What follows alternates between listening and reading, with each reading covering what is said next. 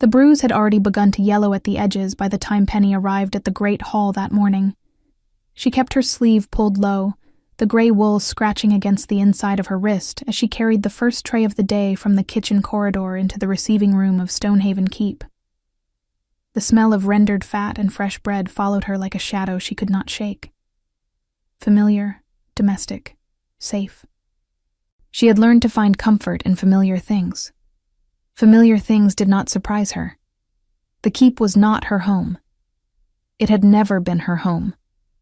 But for 3 years it had been her place of work, and she had carved out something quiet and steady within its stone walls.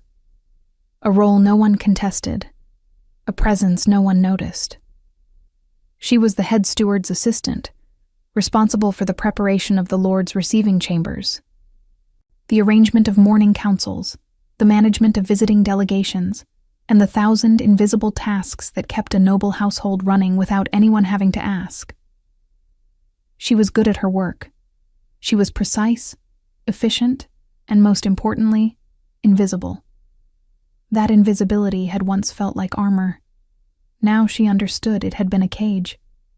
She set the tray on the long oak table near the arched window and straightened the cups with practiced fingers. Outside, the sky was the color of old iron, low clouds pressing down on the mountains that ringed the valley, the kind of morning that smelled like rain before the first drop ever fell. The courtyard below was already busy with the movement of horses and cloaked riders. Something was happening. She had noticed the extra guards on the outer gates when she came through the servants' passage, but she had told herself it was not her concern. She told herself that about many things. The door at the far end of the room opened. She did not look up. "You're early." She recognized the voice before she could stop her body from reacting. A tightening through her shoulders, a stillness in her hands that was not calm, but its near cousin. She set the last cup down with quiet precision and turned. Dorian stood in the doorway. He was dressed better than she remembered. New riding coat, dark green with brass buttons, his brown hair combed back the way he used to wear it when he wanted to look like someone of standing. He had that look on his face, the one she used to mistake for confidence. "I heard you were still working here," he said, stepping inside as though the room had been expecting him. Penny kept her expression level. "I work here every morning. Nothing unusual about that." "No." He smiled, and the smile did not reach anywhere near his eyes. "I suppose not." She turned back to the table and began unfolding the linen napkins. Her hands were steady. She had practiced this, the steadiness, for 8 months, since the morning she had found his letter. Since the morning she had understood, with a cold and total clarity, that the man she had trusted with her brother's name, her family's last holdings, and the small amount of gold her father had left hidden behind a stone in the cellar, had taken all of it. Not borrowed, not misplaced. Taken. And vanished. For 4 months.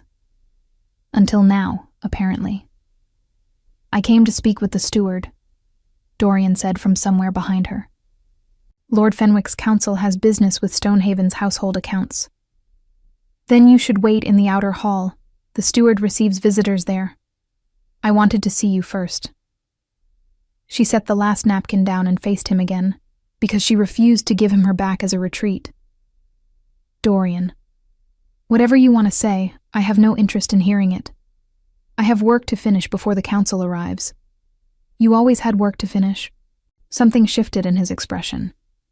Not hurt. Something harder than hurt. "That was always the problem with you, Penny.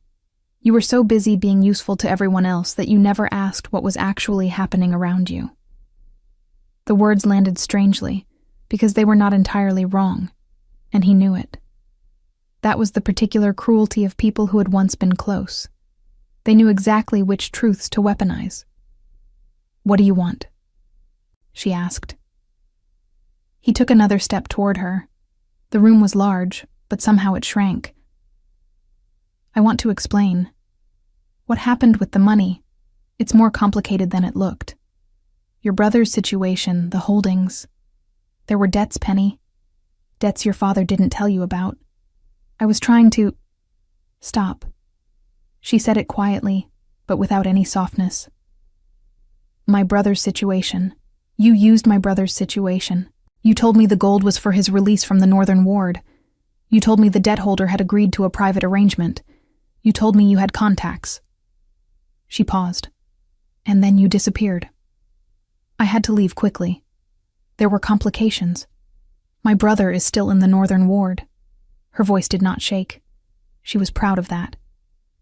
8 months later, the same ward, because the gold you took was the only thing I had to give, and it is gone. Something moved across his face. Not guilt, precisely, but the discomfort of a man who had not expected to be confronted this clearly. He reached out and closed his hand around her wrist. The bruise screamed. She did not make a sound, but she went rigid, and her eyes dropped to his grip. His fingers wrapped over exactly the wrong place, over the fading yellow-green mark she had been keeping hidden since 3 days ago, when she had misjudged the corner of the archive shelf in the dark. Or that was what she had told herself. She had not decided yet which explanation she believed. "Let go," she said. "I just need you to listen." I said, "Let go." The room changed. She did not hear a door open. She did not hear footsteps. But she felt the shift in the air, the way you feel a fire when you walk into a room that contains one. Warmth, pressure, presence. Something that did not ask permission to be noticed. Dorian's hand released her wrist. She looked up. He was standing in the interior doorway, the one that connected the receiving room to the private corridor used only by Stonehaven's lord and his personal guard. She had never seen anyone use that door who was not Lord Aldrich himself or one of his household captains. This man was neither. He was tall in the way that fills a doorframe without effort, dressed in dark leather and a fur-lined mantle that carried road dust on the shoulders, as though he had come a long way and had not yet troubled himself to change. His hair was braided back, dark, close to black, and his eyes were the color of deep water in winter, the kind of blue that has no warmth in it, but holds a great deal of depth. There was a long, old scar across his jaw that he wore the way someone wears something earned rather than regretted. He was looking at Dorian, not at Penny, not at the room, at Dorian, with an expression so still and so complete that it communicated more than shouting ever could. Dorian stepped back. The man in the doorway did not move. He simply continued to look at Dorian with that absolute, settled quality, and Dorian, who had always been good at reading a room when his own skin was involved, took another step back, straightened his coat, muttered something about returning to the outer hall, and left through the main door with the careful speed of someone who wanted to appear unhurried. Silence settled. Penny became aware of the pulse in her wrist. She became aware that she was still holding the edge of the oak table. She released it. The man in the doorway finally looked at her. She did not know him. She was certain of that. She had worked in Stonehaven Keep for 3 years, and she knew every face that passed through: guests, guards, council members, traders, visiting lords. She did not know this face. And yet something about the way he looked at her made her feel, uncomfortably and inexplicably, as though he had been watching this room for longer than the last 30 seconds. "Are you hurt?" he asked. His voice was low, unhurried. The kind of voice that did not need volume to carry. Penny straightened. "No." He looked at her wrist. She pulled her sleeve down. "I'm fine. This is a private working chamber. The receiving hall is through the main corridor if you're here for the council." He did not answer immediately. He looked at her with that deep, still quality for a moment longer, not rudely, not intrusively, but with the particular attention of someone who is deciding something. And then he stepped back into the private corridor and was gone. The door closed without a sound. Penny stood in the middle of the room, her heart doing something unreasonable inside her chest, and tried to remember what she had been doing before all of it. The cups. The napkins. The morning council. She picked up the last folded cloth and smoothed it against the table. Outside, the iron sky finally broke open, and the rain began. The council arrived at mid-morning, and with it came a name. Penny heard it first from Greta, the senior kitchen maid, who said it the way people say the names of storms, with a kind of breathless, involuntary reverence that told you everything about the weight the name carried before any explanation followed. "King Aiden of the Northern Reach is here," Greta whispered, pressing close as Penny refilled the water pitchers in the side corridor outside the council chamber. "They say he came with only 4 riders. No herald, no announcement. Just rode through the gates at dawn like he owned the road." Penny kept her eyes on the pitcher. That's not unusual for a king traveling under discretion. "It's unusual for this king." Greta's voice dropped further, though there was no one else in the corridor. "They say he hasn't left the Northern Reach in 2 years, not since the war ended. They say he doesn't come south unless something is already on fire." Penny said nothing. She set the pitcher down, lifted the tray, and turned toward the council chamber door. She knew, before she had finished turning, who she was going to see when she stepped inside. He was seated at the far end of the long table, not at the head, which was reserved for Lord Aldrich of Stonehaven, but 2 seats from it, in a position that was neither dominant nor subordinate, which somehow communicated more authority than either would have. He had changed out of the road-dusty mantle. He wore dark wool now, simply cut, with a single iron clasp at the collar. No crown, no visible mark of rank. He did not need one. His 4 riders were stationed along the far wall, and they had the particular stillness of men who have been in enough dangerous rooms to know how to occupy a corner without appearing to hide in it. Lord Aldrich sat at the head of the table, looking the way he always looked when powerful people arrived without warning, carefully composed and quietly terrified. Penny moved along the wall with practiced silence, setting fresh pitchers at intervals, collecting the emptied cups from the earlier preparation. She had done this 1,000 times. She knew how to be in a room without being in it. But she felt the moment his attention found her. She did not look up. She kept her hand steady on the tray and her gaze on the work.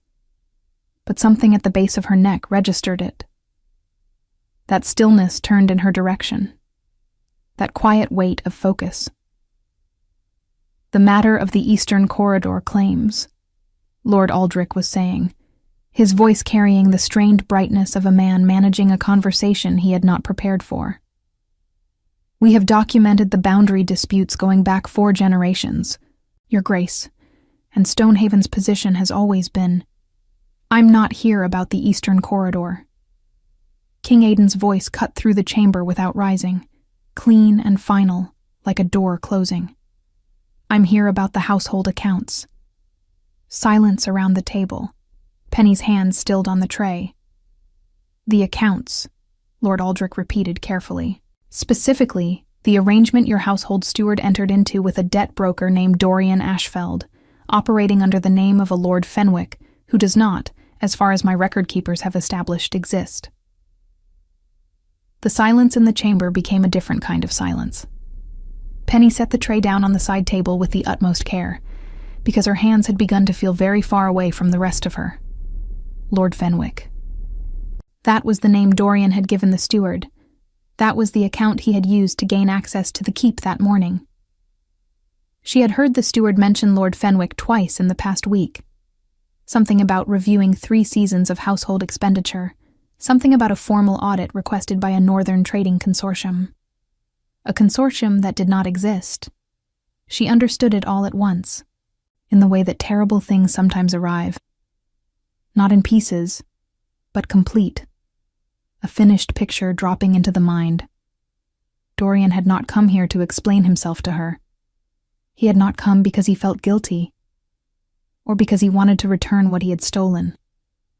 He had come because Stonehaven Keep's household accounts contained access to something, land records perhaps, or the sealed documentation of old pack boundary agreements, that someone wanted. And Dorian, who had always been extraordinarily good at finding the door that other people had forgotten to lock, had found a way in. And she had been part of it. Not knowingly, not willingly. But her name was connected to his, even now, in the records of this keep. 3 years ago, when she had first come to work here, she had been vouched for by her uncle's household. And her uncle's household had employed Dorian Ashfeld for 2 seasons before his departure. She was the thread. She did not decide to speak. She was not, by nature or training, a person who interrupted counsels, but she heard her own voice before she had finished deciding whether to use it. The name Lord Fenwick came from a sealed letter delivered to the outer gate 11 days ago, she said. Every head in the chamber turned. She kept her eyes on King Aidan, because he was the only person in the room she felt she could address with honesty and receive something other than managed politics in return. She did not know why she felt that. She filed the feeling away as irrelevant. The letter was written on parchment using the Thornfield seal, but the Thornfield family's seal was retired 14 years ago when the last of that line died. Anyone with access to an old document archive could have reproduced it. The steward received it and logged it in good faith. She paused. Dorian Ashfeld has spent the last 8 months accessing document archives across 3 provinces. I know this because those are the provinces where money went missing from accounts connected to families he'd previously embedded himself with. The silence had a different quality now. Lord Aldrich was staring at her as if he had never seen her before, which, in the way that mattered, he probably hadn't. King Aidan had not looked away from her since she began speaking. His expression had not changed, that settled, watchful stillness. But something in his eyes had sharpened in a way that was not threatening. It was the look of someone who has just heard something accurate. "How do you know his movements over the past 8 months?" he asked. "Because I've been tracking them." She kept her voice level. "He stole from my family. I've been trying to build a record substantial enough to take to a territorial magistrate. I haven't managed it yet, because the magistrate's office in this province requires a co-signing Lord seal on any formal accusation involving financial fraud, and I don't have access to one." A long pause. King Aidan looked at her for a moment that lasted several seconds longer than it needed to. "Bring the record," he said. "Your Grace," Lord Aldrich began. "Your steward has been compromised, Lord Aldrich. Your household documents are at risk. This woman has been building an independent case against the same man for 8 months, and she works 30 feet from where he walked in this morning." He looked back at her. "Bring the record. Everything you have." Penny set her tray down on the side table. "It's in my room," she said. "I'll need a few minutes." He nodded once. She walked out of the council chamber with her back straight, and her heart slamming against her ribs, and the moment she turned the corner into the servants' corridor, she pressed her back against the cold stone wall and closed her eyes for exactly 3 seconds. 8 months of careful, quiet, lonely work. 8 months of letters sent and turned away, of magistrates' offices that looked at her, young, female, unranked, with no pack affiliation and no lord seal, and found her claim insufficient. 8 months of rising before dawn to do her work and spending her evenings cross-referencing financial records by candlelight in a room barely large enough to turn around in, with her brother's name written at the top of every page as a reason to keep going. And now a king she had never met, who had walked into a room she was invisible in and still managed to see her clearly, was asking her to show him what she'd built. She pushed off the wall and went to get it. The record was not impressive to look at. It was a leather satchel, worn soft at the corners, filled with folded letters, copied ledger pages, a hand-drawn map of Dorian's movements marked in red ink, and a list of names. 14 families across 3 provinces, all of whom had lost money or property to arrangements Dorian had brokered under false identities. She carried it back to the council chamber. When she entered, King Aidan was alone. The others had been dismissed or had left.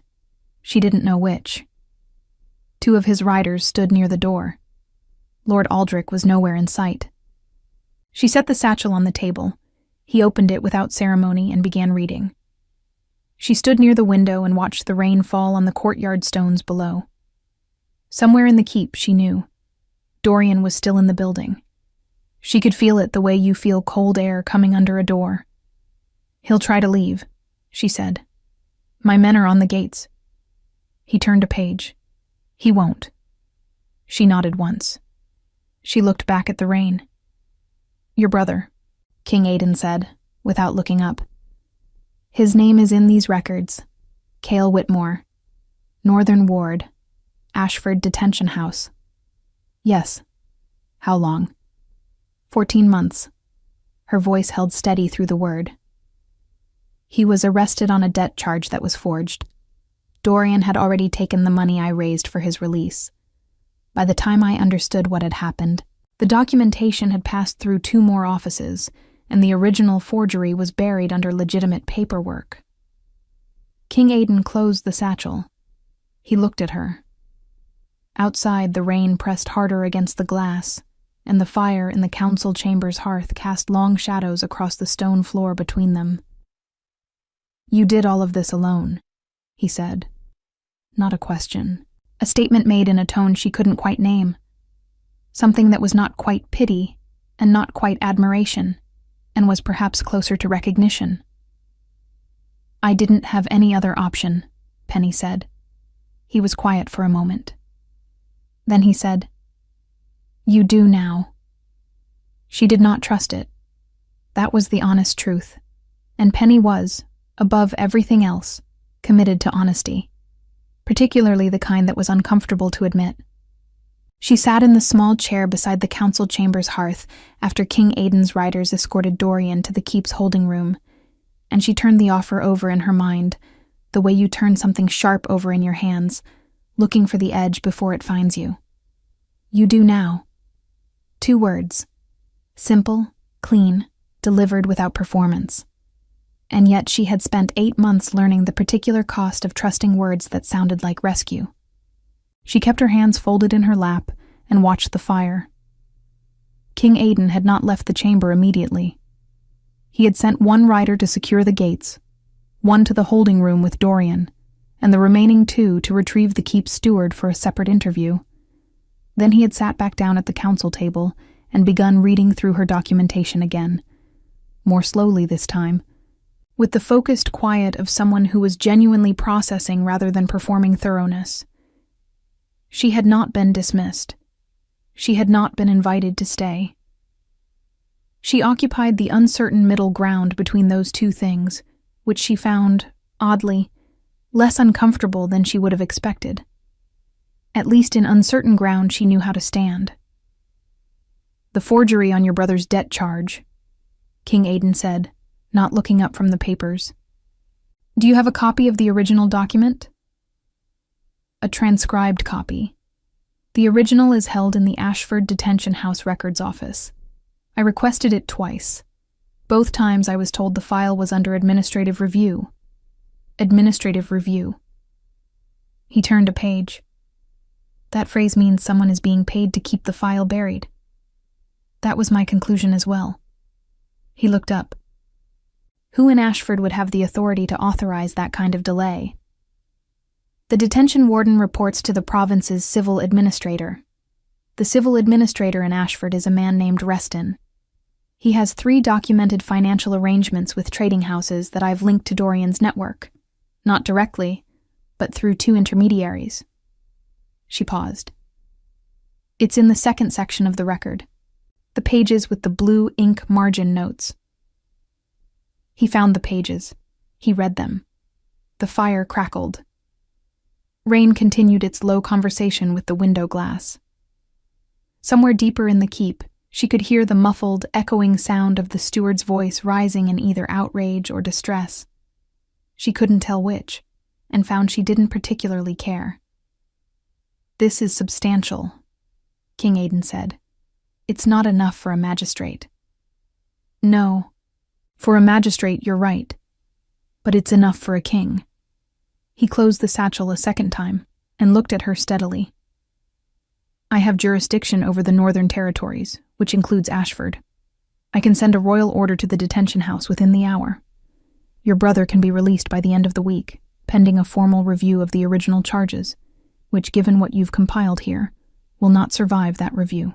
Penny's chest did something complicated. She had prepared herself, carefully and deliberately, not to hope. Hope was expensive. She had learned that the hard way, and she had been a thorough student. But the feeling came anyway, uninvited, pressing up from somewhere below her careful preparations. She kept it off her face. Why? King Aidan looked at her without surprise. He had the quality, she was noticing, of a man who expected direct questions and did not find them impertinent. "Because what has been done to your family is a provable injustice within my territory, and addressing provable injustice is my function." He paused. "And because Dorian Ashfeld has been operating across 3 of my provinces for the better part of a year, and the documentation you've built is the most complete record I've encountered of his methods. I need that record, and I need you to walk my investigators through it." "That's why," she said. "Yes." She looked at him for a moment. "You could have simply taken the satchel." "I could have." He held her gaze.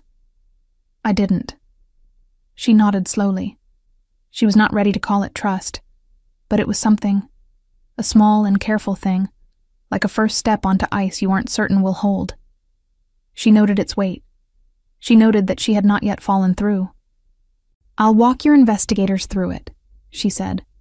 "When can your brother be reached?" Dorian's interview lasted 2 hours. Penny was not present for it, but one of King Aidan's riders, a quiet, broad-shouldered man named Gareth, who seemed to have been assigned as an informal point of contact between her and the king's party, came to find her in the records room where she had been cross-referencing the keep's household logs with the list of documents potentially compromised. "He's given up 4 names, Gareth told her, leaning in the doorway. 2 province administrators, 1 debt house in the eastern lowlands, and a notary in Crestfall. "Reston?" she asked. Gareth's mouth curved slightly. First name out of his mouth. She set her quill down. "He'll recant by morning. Dorian knows how to talk when he's frightened, and how to rebuild walls when the fear passes." "He won't have until morning." Gareth shrugged. "Royal riders move faster than Ashfeld expects. The king has already dispatched 2. She absorbed that. 8 months. She had spent 8 months building toward something she had been increasingly afraid might never arrive. And in the span of a single morning, a morning that had begun with a bruise on her wrist and Dorian's hand where it had no right to be, the machinery she had been unable to move alone had begun to turn. She did not feel relief yet. Relief felt premature. But something had shifted in the weight of the days ahead, and she was honest enough with herself to acknowledge it. King Aidan did not leave Stonehaven Keep that evening. The rain had worsened by midday, turning the mountain roads into streams of brown water and loose stone. Lord Aldrich, still wearing the expression of a man who had narrowly survived something he didn't fully understand, offered the king's party lodging with the careful generosity of someone who knows the offer is not truly optional. Penny took her supper in the kitchen, as she always did, seated at the far end of the preparation table with a bowl of barley stew and a piece of rye bread, her notes spread beside her.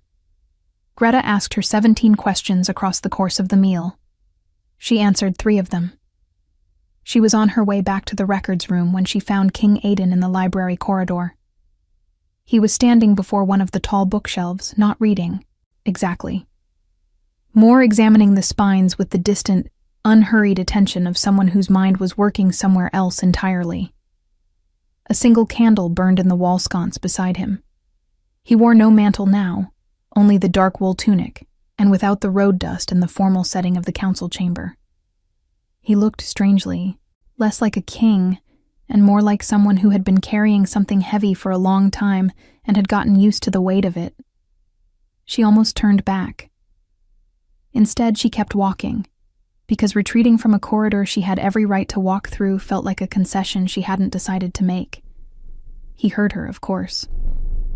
She suspected King Aiden was the kind of man who heard everything. He turned, and the candlelight moved across the scar on his jaw. "You're working late." "I usually do." He looked at the rolled papers under her arm. "You should sleep." "I'll sleep when Kale is home." Something moved through his expression, brief, contained. Fair enough. She paused at a distance that felt appropriately professional. She owed him honesty, she decided. He had acted honestly with her, and she respected the currency. "Earlier today," she said. "In the receiving room. How long had you been in that corridor before you came through the door?" He considered the question. "Long enough." "Long enough to see him take hold of my wrist." "Yes." She held his gaze. "I didn't need the intervention." "I know." He said it without apology or argument. But he didn't know that.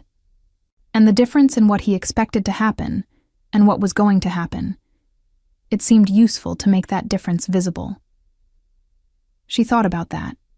It was not the answer she had anticipated, and she was finding, with some discomfort, that she kept not anticipating his answers. "You could have sent one of your riders," she said. "I was already there." A pause. "And I wanted to see for myself what kind of man he was." "And?" "The kind," he said quietly, "who holds on to things that have already said no." The corridor was very still. The candle flame did not move.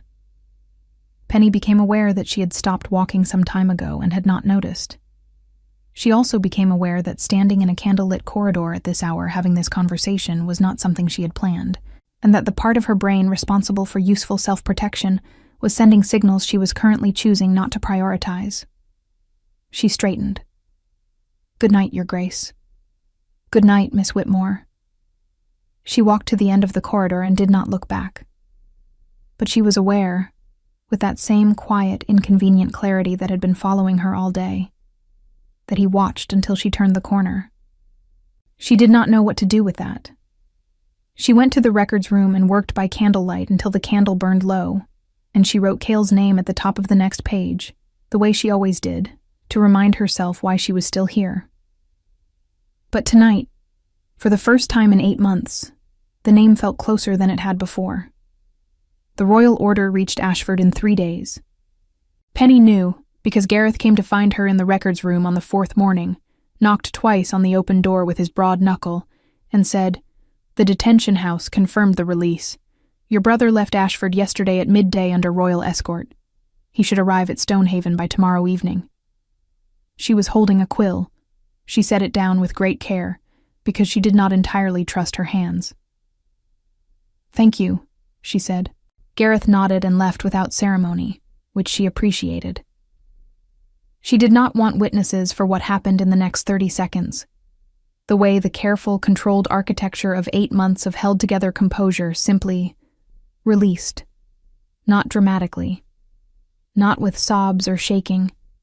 Just a long, slow exhale that seemed to come from somewhere deeper than her lungs, and the sensation of something unknotting in the center of her chest that she had not realized, until it loosened, had been wound that tight. She pressed her fingers flat against the desk and breathed. Kale was coming home. He was 24 years old, and he had spent 14 months in a detention house for a debt he had never owed, and he was coming home. And the man responsible for putting him there was currently held in Stonehaven's lower holding room, awaiting formal transfer to the King's Court in the Northern Reach. She picked the quill back up. She had work to finish. King Aiden's investigators had been working through her documentation since the 2nd day, and they were thorough in the way that only people with genuine authority can afford to be. Not hurried, not performative, but methodical and complete. There were 2 of them.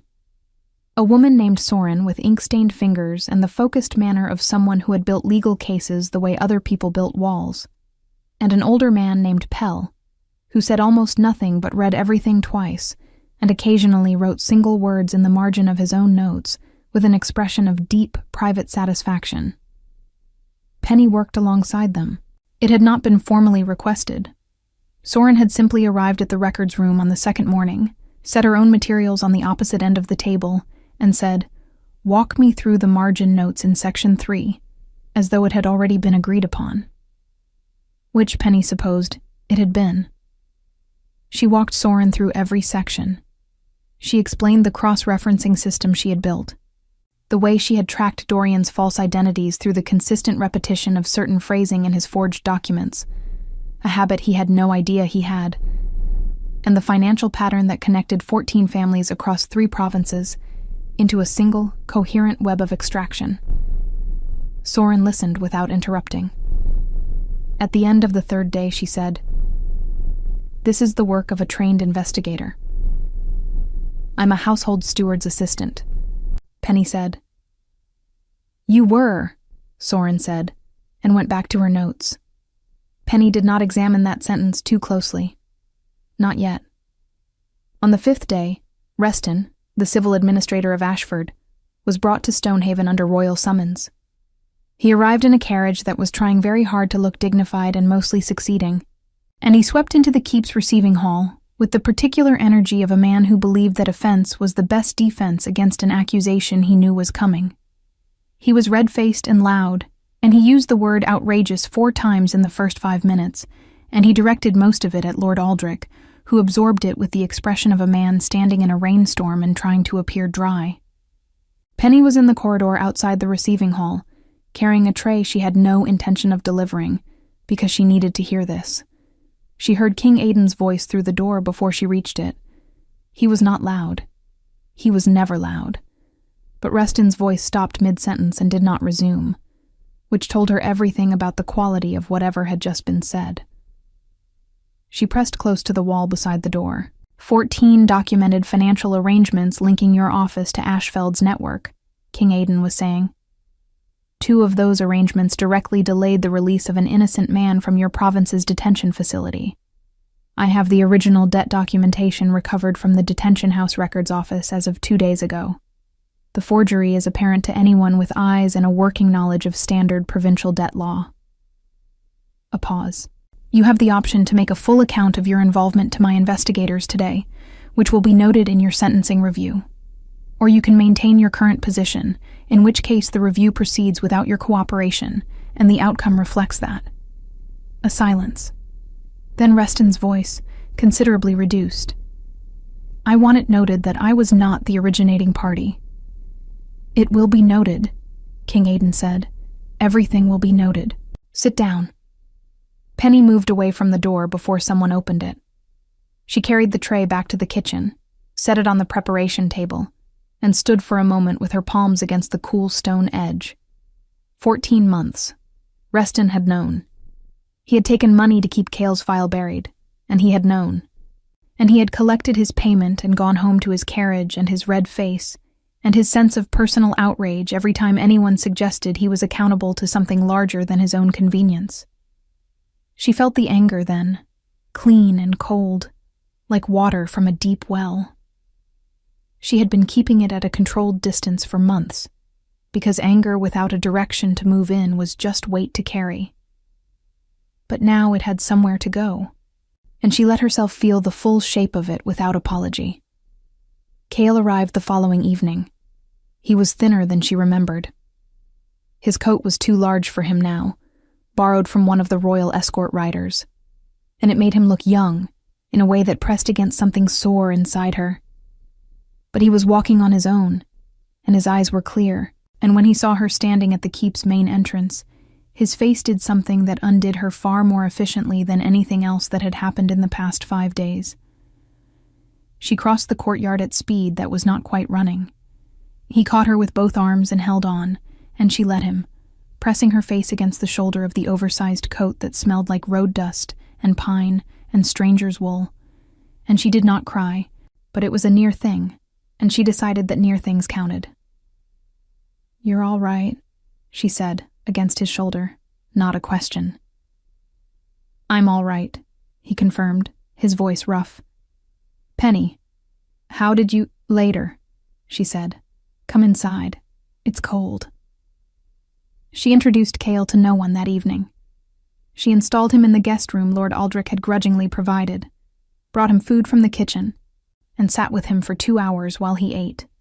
And she talked. Not everything. Not yet. But enough.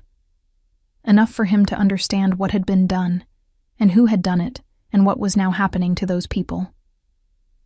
He listened with his jaw tight, and his hands wrapped around a cup of warm broth. And when she finished, he was quiet for a long time. "You did all of this," he said. "I had help. Recently. The king's people." "Yes." Another silence. Then, "I want to thank him." "That can be arranged," she said. "Sleep first."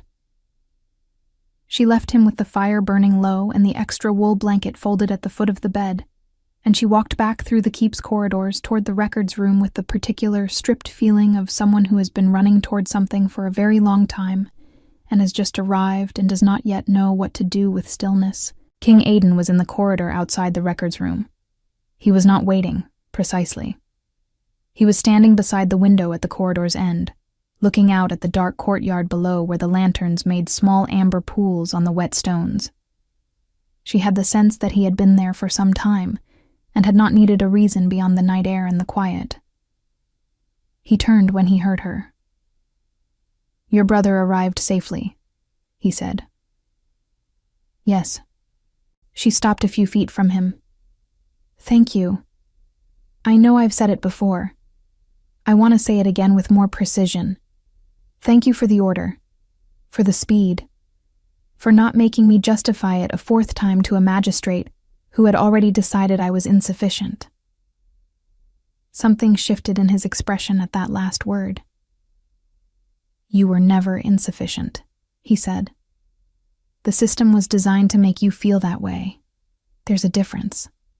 She looked at him. The corridor lantern was behind him, and his face was half in shadow, and she was aware, with the tiredness of 5 days of concentrated work and the relief of Kale's arms around her shoulders, that her usual defenses were operating at reduced capacity. "You've been here 5 days," she said. "You came for the accounts. The accounts are settled." "Not entirely," he said. "The case against Ashfeld and Reston has to be formally prepared for the royal court. Soren needs another 4 days at minimum." He paused. "And there is the matter of the other 13 families whose losses are documented in your record. The case isn't complete until they're addressed." She studied his face. "That could have been handled by correspondence." "It could have been. You didn't have to stay." He held her gaze steadily. "No," he said quietly. "I didn't have to." The lantern flame moved. Rain tapped at the corridor window, softer now than it had been. The storm settling into something lighter, something that was no longer trying to prove a point. Penny stood in the middle of that corridor and understood, with the same clarity that had always been both her gift and her difficulty, exactly what she was being told. Not pushed, not demanded. Simply said, plainly and without disguise, by a man who apparently communicated the same way whether he was addressing a court or a corridor at night. It was not a declaration. It was an acknowledgement. The difference mattered. "Good night, Your Grace," she said. "Good night, Penny." It was the first time he had used her name. Just her name, without the formal title, and it landed differently than she was prepared for. She went into the records room and stood very still for a moment in the dark, before she lit the candle. Then she sat down, opened her notes, and tried to concentrate on the work. She managed it, eventually, but it took longer than usual. The formal hearing was held on the 9th day. Lord Aldrich's great hall had been arranged for the occasion. The long tables pushed to the walls. The council chairs arranged in a half-circle facing the raised platform where King Aidan sat, not on a throne, but on a plain oak chair, which somehow communicated more authority than carved stone ever could. Soren stood to his left, with the completed documentation bound in dark leather. Pell stood to her left with a second copy. the keep's household staff, the provincial record keepers summoned from the nearest township, and 3 representatives from the territorial magistrate's office, the same office that had turned Penny away twice, filled the chairs arranged along the walls. Penny sat in the second row with Cale beside her. He had slept for 14 hours and eaten enough for 2 mornings, and the color had begun to return to his face. He was still thinner than she remembered, still wearing borrowed clothes, but he sat straight in the chair and his eyes were clear and present, and every time she glanced at him she felt the same small, steady shock of relief. He was here. He was real. The worst of it was over. Dorian was brought in by 2 of the king's riders. He had spent 5 days in the holding room reconsidering his position, and it showed. The new riding coat was creased beyond recovery, and the careful composure he had walked in with, that studied performance of a man who expected to talk his way through any room, had worn down to something considerably less polished. He did not look at Penny. She noted this with detached interest. Reston came separately, accompanied by his own attendant, still attempting dignity through sheer force of practiced habit. King Aidan let them settle. Then Soren began to read. The document was thorough and precise, and it went on for some time. It named every false identity Dorian had used across 3 provinces, every forged document, every false debt arrangement, every family defrauded, every provincial official who had accepted payment to look away. It named Reston 17 times. It named the notary in Crestfall, the debt house in the eastern lowlands, the 2 administrators who had answered to Reston's arrangement. It named Cale Whitmore, and the nature of his wrongful detention, and the period of that detention, and the documented forgery that had caused it. Cale's hand found her wrist under the edge of the table. Not the bruised one, she noted faintly, that the bruise had faded almost entirely in the past 9 days. He held on without speaking, and she turned her hand over and held back. When Soren finished, King Aidan spoke. His voice carried through the hall without effort, the way it always did, and what he said was not theatrical. It was not designed for effect. It was simply the accounting of consequences delivered by someone who considered the delivery of consequences to be a responsibility rather than a performance. Dorian Ashfeld was to be transferred to the Northern Reach under royal custody, there to face formal charges of fraud, forgery, and deliberate financial predation across 3 provinces. His assets, what remained of them, scattered across the accounts he had been unable to dissolve in time, were to be seized and redistributed to the 14 affected families through the royal restitution process, a process overseen by Soren's office that Penny had not previously known existed, and felt a deep, private satisfaction to learn about now. Reston was removed from his administrative position, effective immediately, and would face a separate review on charges of collusion and obstruction. His deputy, a younger man who had apparently been trying to flag the irregularities in Cale's file for 6 months without anyone listening to him, was appointed interim administrator, pending a full review of the province's records. The notary, the debt house, the 2 administrators, each named, each assigned a consequence proportionate to their role. And then King Aidan said, without raising his voice or altering his expression in any perceptible way, the documentation on which this entire proceeding rests was compiled independently over the course of 8 months by Penny Whitmore, at that time a household steward's assistant at Stonehaven Keep, acting without institutional support, without legal standing, and without the cooperation of any of the offices she approached. She built a complete and accurate record of a sophisticated fraud network, using access to nothing more than public documents, careful observation, and considerable personal determination. The Royal Investigative Office formally recognizes that record as the foundation of this case. He paused. It should not have taken a king's arrival to make that record matter. That failure belongs to the system that made her invisible, not to her. The hall was very quiet. Penny looked at her hands. She had not expected to be named. She had not expected the hearing to acknowledge her at all, beyond her role as a useful source of documentation. She was not prepared for the sensation of being seen. Genuinely, publicly, unmistakably seen. In a room full of people who had either overlooked her for years or never noticed her at all. Kale's grip on her hand tightened. She did not trust herself to speak, so she said nothing. The proceedings concluded by early afternoon. Dorian was taken from the hall without drama and without eye contact with anyone in the room. Reston left with considerably less personal outrage than he had arrived with. The provincial record keepers gathered their copies of the documentation and departed with the specific, purposeful energy of people who have just been given a great deal of important work to do. The hall emptied gradually, the way rooms do after significant events, slowly, with the particular awkward dispersal of people who have witnessed something and are still deciding what to make of it. Penny remained in her chair until it was almost empty. Then she stood, straightened her skirt, and walked to the tall window at the hall's side wall, where the afternoon light came through in long, pale columns, and the courtyard beyond was already returning to its ordinary rhythm. She heard King Aiden's footsteps before he reached her. She recognized them now, measured, unhurried, a weight to them that was not heavy, but was always present. He stopped beside her. They looked out at the courtyard together for a moment without speaking. It was not an uncomfortable silence. She had noticed that silences with him tended not to be. "Soren has offered your brother a position," he said, "in the investigative office. His experience with the detention system's internal documentation would be useful. The offer is without obligation and will remain open." Penny absorbed this. "You didn't tell me before the hearing. I didn't want it to affect your presence in the room." A pause.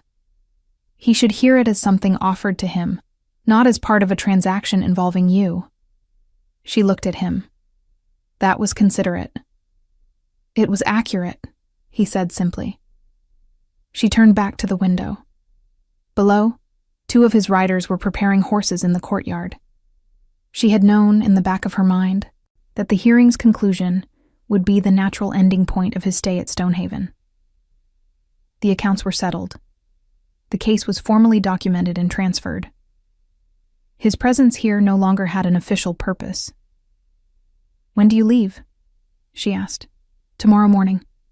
Weather permitting." He glanced at the sky beyond the glass. Clear now, washed clean by 9 days of rain. The mountains sharp and white-edged against the blue. "It will permit." She nodded.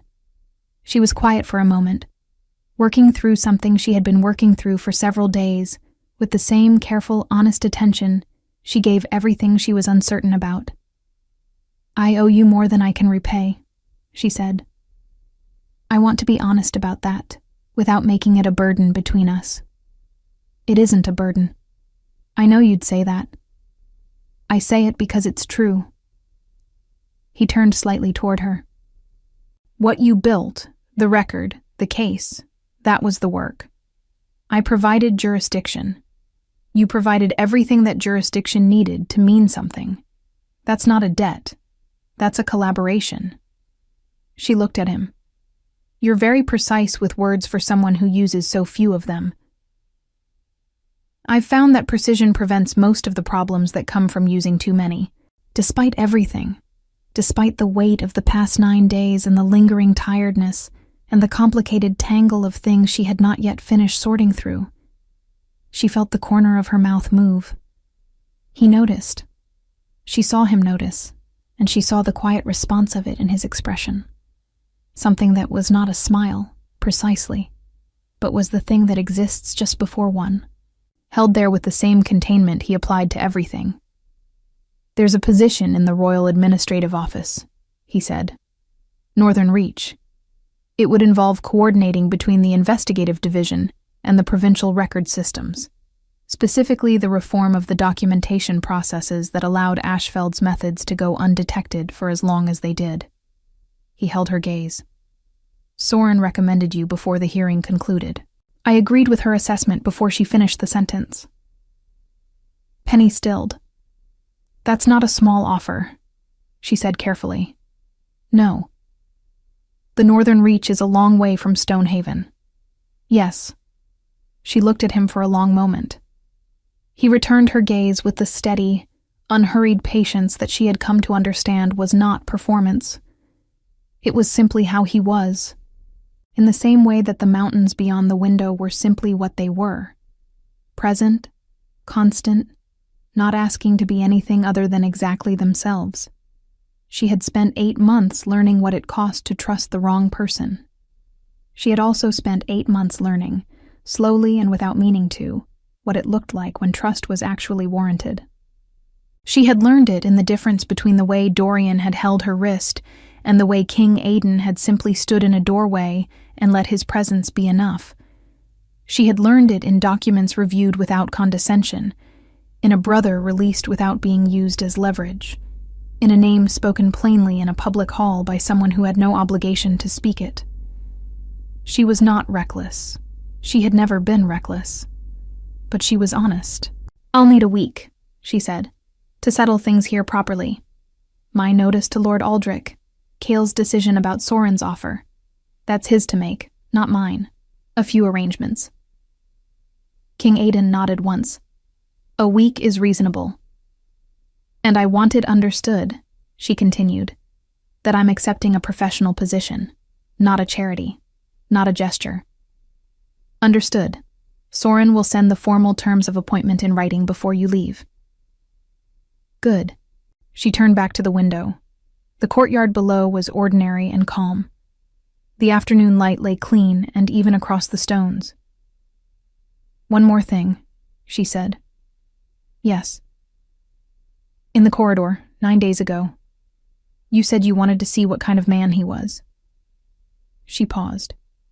"What kind of man were you looking for?" A silence. Then, "The kind worth the trouble of removing." She considered that. And if he hadn't been, then he would have been a different problem. His voice was quiet. "But he held your wrist, and you said no, and he didn't let go. That was sufficient."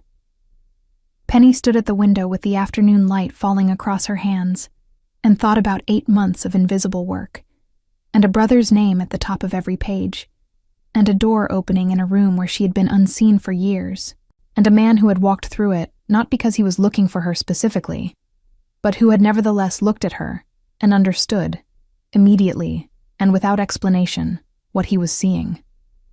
She thought about the difference between being found and being chosen. She thought it was possible, if you were paying attention, to tell the difference. Cale accepted Soren's offer 2 days later, after reading the terms 3 times and asking Penny what she thought once, listening to her answer, and then making the decision himself, which was exactly how he had always made decisions, and exactly how she had hoped he would. He would travel north with the King's party and begin his appointment in the investigative office the following month. He was 24 years old, and he was thin, and he still sometimes went quiet in a way that told her the 14 months had left marks she could not reach. But he was present, and he was purposeful, and he shook King Aiden's hand with steady eyes and said thank you in the way that meant it. Penny submitted her formal notice to Lord Aldrich, who accepted it with the slightly dazed expression he had been wearing since the 9th day, and shook her hand twice by accident. She packed 1 trunk. She had never accumulated much, which she had once considered a limitation, and was beginning to reframe as a form of freedom, the ability to carry everything you need without being burdened by what you don't. On the morning of the 7th day, she came down to the courtyard at first light. King Aiden was already there, beside his horse, speaking quietly with Gareth. He saw her cross the courtyard and said something brief to Gareth, who nodded and moved away with the discretion of someone who had clearly been doing this long enough to recognize when discretion was called for. Penny set her trunk with the luggage and came to stand beside him. The morning was cold and clear. The mountains were very close in that particular way they only are in early light, every ridge visible, the snow on the highest peaks catching the first pale color of the rising sun. The air smelled of pine and cold stone and the horses and the wood smoke from the keep's chimneys, and it was, she thought, a very good kind of morning to begin something. "Ready?" he asked. She looked at the mountains. She thought about the records room she was leaving, and the corridor where she had worked by candlelight for 3 years, and the 8 months of careful, solitary, necessary work that had brought her to this courtyard on this morning. She thought about what came next. "Yes," she said. They rode north as the sun came fully over the mountains, and the road ahead was long and clear, and Penny Whitmore rode it as herself. Not invisible, not insufficient, not defined by what had been taken from her, but as the woman who had built the case that a king had needed, who had brought her brother home, who had looked at an offer made honestly and accepted it on her own terms. The mountains opened around them as they rode, vast and indifferent and beautiful, and the morning light came down across the road without asking permission from anyone. It was, she decided, exactly enough.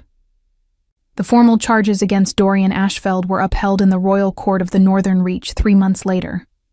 He was sentenced to 7 years of supervised labor in the Provincial Records Reform Program, a sentence widely considered to have a particular poetic justice, given the nature of his crimes.